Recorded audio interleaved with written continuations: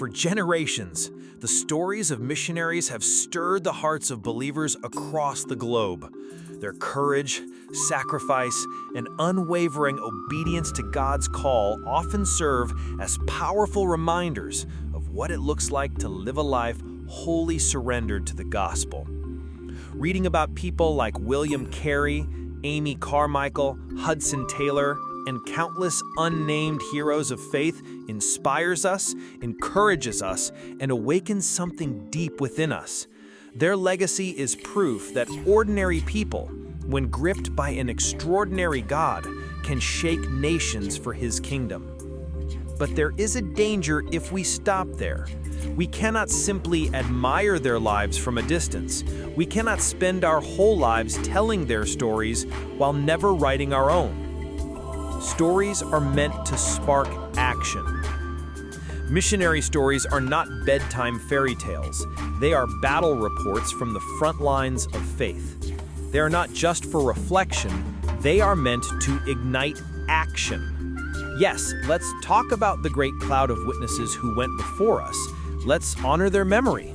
But let's also ask the hard question: what are we doing with what we've heard?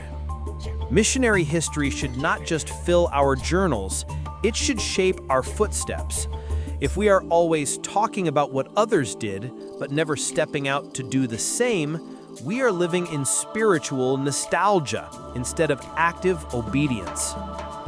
A legacy for the next generation. We often talk about how past missionaries were remembered for their boldness and sacrifice, but have we paused to consider, will the next generation remember us the same way?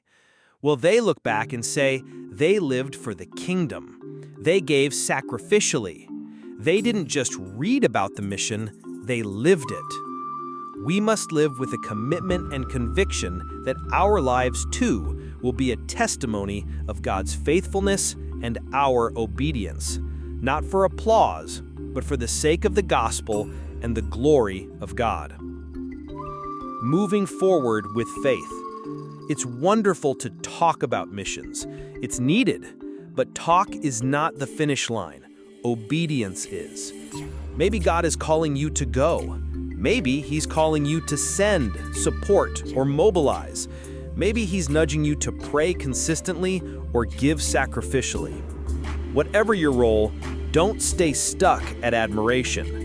Let the legacy of missionaries past move you forward in faith. Don't just honor their steps, walk in them. Let us be a generation not only moved by the stories of others, but also committed to becoming stories worth telling. Here I am, send me.